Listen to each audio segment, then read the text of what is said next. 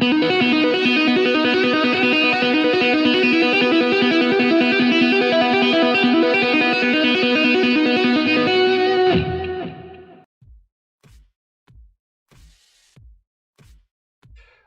and welcome back to another session of character modeling with me, Steve Moore, aka S'more. Now, this week we're going to take another look at this jacket. In the last session, we blocked in the larger shapes, and now we need to break those up into yet smaller pieces. But we're going to cheat. Rather than actually chopping our pattern up, what we're going to do is use internal lines, which will let us, using a fold angle and a crease, it will let us simulate the two pieces of material being stitched together, and so that will make our lives a lot easier. And if you are a glutton for punishment and you wanted to actually chop the jacket up into separate pieces still, this blocking it out with the internal lines also is a good way to go as a starting point. So there you go, you win both ways. And with that, let's get into it. Here's a nice example of the kind of jacket we're trying to create today, and the arrows here indicating where this jacket kind of is broken up into smaller pieces. The line running up from her waist, we already have the beginnings of that because that happens to be where we've created a dart. So all we need to do is continue that dart up into her arm, and we can do that also with the internal line. Okay, so I've got a little sample piece of drapery here hanging in space, and I'm going to use this just to give you guys a quick overview of the internal line tool. That is this little icon up here, that's the polygon, the square with the notch out of it. So we'll grab that. I want to snap it to these line segments, top and bottom here. Double click to finish. Cool. At the moment, you won't see, obviously the sim isn't running, and if I was to run the sim, you wouldn't see much because it needs, in order for it to really have much effect, you need to set the fold angle and strength. So at 180 it's neutral, and 360 here will create a crease. That's going to create a valley, and alternatively 0 would create a peak. So we're going to go for a valley here, 360. So you can see it definitely has the appearance of two pieces of material being creased together, which is, that's what you want. That's how seams are created. So this we are going to utilize to create those more complex shapes on her jacket.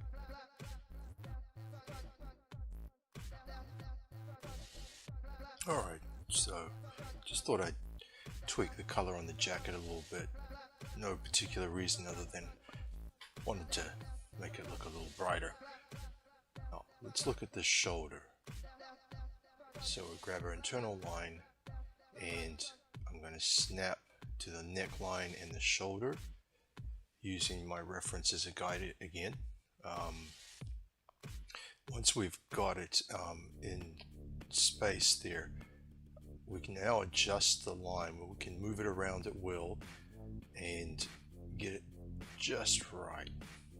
So FYI, although I am snapping these points to these outer line segments because I wanted to appear that these are separate pieces of material, there's no need to snap these internal lines to any particular point. They can exist completely independent in space.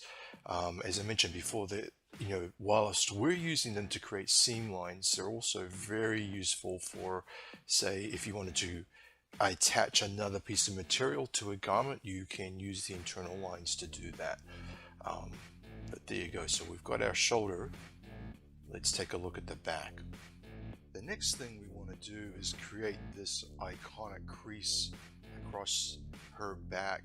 I think you see a lot of variation with the way jackets are cut, but certainly kind of that strip across the top there, that place between the shoulder blades, you see that on shirts, you definitely see it on jackets a lot, and it's a nice touch. So we're going to do that now.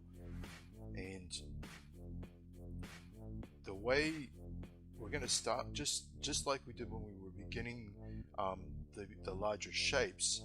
We will just draw a straight line. I'm not going to try to get the curve right out of the gate. I just want to get the location for those points. So we'll grab our internal line tool and guesstimate a point to draw a line across her back, and we'll we'll adjust the height. When we're happy with it, we're going to split this line to establish the top of the curve, right? So no need to draw curves out of the gate. We just want to get the points, those vectors. How high is it on her arms? How high up her spine does it go? Once we've got the zenith of our curve, all we have to do is right click on that point and convert to curve, and Marvelous Designer does the rest, and you get a nice symmetrical curve. Cool. So just looking at my reference here, and I thought maybe my sleeves were a bit short, so I took a moment here to just adjust the length a little bit, pulling the points down, no big deal.